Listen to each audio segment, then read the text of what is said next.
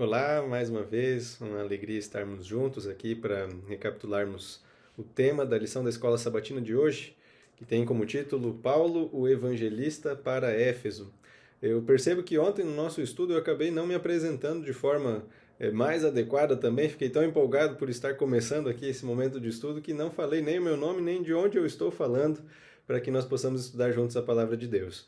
Eu sou o pastor Denison de Andrade, eu moro e trabalho na região de Cachoeira do Sul e para mim é uma alegria estar estudando a lição da Escola Sabatina com você durante esta semana. Uma pergunta que nós vamos responder com o estudo de hoje é em relação ao primeiro contato do apóstolo Paulo com os habitantes da cidade de Éfeso que ainda não eram cristãos. E a pergunta envolve o que Paulo fez em sua primeira visita à cidade de Éfeso, no final da segunda viagem missionária. E esse é um texto que está lá no livro de Atos, no capítulo 18, dos versos 18 a 21. Eu quero ler com você esse texto. Ali diz o seguinte: Mas Paulo, havendo permanecido em Corinto ainda muitos dias, por fim, despedindo-se dos irmãos, navegou para a Síria, levando em sua companhia Priscila e Áquila, depois de ter raspado a cabeça em Cencreia, porque tomaram um voto. Aí vem o verso 19. Chegados a Éfeso, ele deixou Áquila e Priscila ali. Porém, entrou na sinagoga e pregava aos judeus. Estes lhe rogaram para que permanecesse ali mais algum tempo, mas ele não acedeu. Despedindo-se, disse: Se Deus quiser, voltarei para vós outros. E embarcando, partiu de Éfeso. Éfeso era uma das maiores cidades do Império Romano. Alguns acreditam que era a quarta maior cidade do Império, com mais de 250 mil habitantes. Ela ficou conhecida na história por ter também, ou ser, a sede de um templo, uma grande construção de uma deusa que era considerada protetora da cidade, chamada Artemis ou Diana, dentro da mitologia dos romanos. Inclusive, isso envolve uma confusão que nós vamos estudar um pouquinho melhor amanhã, que foi provocada, de acordo com alguns habitantes ali da cidade, pela pregação do apóstolo Paulo. Éfeso era uma cidade também bastante favorecida por ter um porto muito famoso, que recebia navios de diversas regiões do Império, e também várias rotas comerciais terrestres. Hoje, essa região fica naquilo que nós conhecemos como Ásia Menor, boa parte da Turquia moderna compreende essa região, e foi ali que Paulo é considerado o primeiro a pregar sobre o cristianismo. Como era seu costume, ele faz isso primeiro aos judeus, na sinagoga, mas ele não fica muito tempo na cidade. Inclusive, os judeus pedem, né, para que ele pudesse permanecer ali durante mais algum tempo, mas ele diz que não era o momento.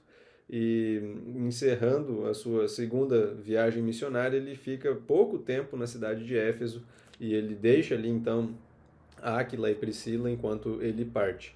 Na terceira viagem missionária, ele volta para Éfeso e aí ele passa um período um pouco maior. São cerca de 3 anos que ele fica na cidade de Éfeso e ele experimenta ali, de acordo com Atos capítulo 19, uma situação bastante diferente. Alguns judeus que se consideravam exorcistas ambulantes, eles tentam invocar o nome de Paulo para expulsar demônios. E é uma situação bastante constrangedora, porque o espírito maligno rebate essa tentativa de exorcismo, dizendo que ele conhece Jesus, que ele conhece Paulo, mas ele desconhecia a autoridade desses exorcistas ambulantes. Ele parte para cima deles, agride eles, eles fogem, é uma situação bastante constrangedora. Porém, essa situação acabou por espalhar o nome de Jesus, o poder de Cristo para realização de milagres e a fama também da pregação do apóstolo Paulo.